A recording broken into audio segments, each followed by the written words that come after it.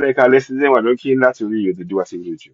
Lórí ọ̀rọ̀ ti Tani Ọlọ́run ni adájọ́ ní ìpínlẹ̀ Ìlọrin, Kwara State, adájọ́ Ìlọrin, wọ́n pe adájọ́ náà ní chairman adájọ́ Ìlọrin branch, mi ì mọ orúkọ wọn, màá yẹ̀wò sí i, màá rántí orúkọ yẹn, mo kàn ń yẹ̀wò rẹ̀, má bínú.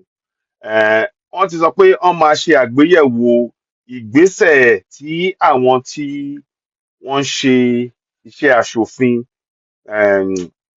agbófinró yẹn, àwọn George, wọ́n ń wo ìgbésẹ̀ tó ń gbé, ṣó bá òfin mu àbí kò bá òfin mu.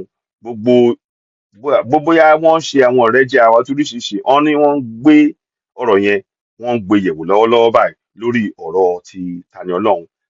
Òun lẹ́yìn lórí ìkànnì yẹn, wọ́n ní committee to look into complaints against the magistrate and the area courts in Kwara State. Gbogbo ẹ̀ pátápátá ló fẹ́ gbé yẹ̀wò, láti bí wọ́n ṣe gbé títí di bí ó ṣe wà lẹ́wọ̀n àti gbogbo àsìkò tó fi wà lẹ́wọ̀n, gbogbo ẹ̀ ni wọ́n ń yẹ̀wò. Ó dà bẹ́ẹ̀, ẹ jẹ́ kí a sì máa wo bó ṣe ń lọ. Mo ní kí a fi tó gbogbo wa létí náà ni o. Ní jákè lórí ọ̀rọ̀ Tani Ọlọ́run, gbogbo àwọn tó ń gbé ìgbésẹ̀ yẹn, wọ́n ní ìbéèrè láti dáhùn. Ẹ ṣeun lọ́pọ̀lọpọ̀. Season wà lókè yín. Ẹ ṣeun.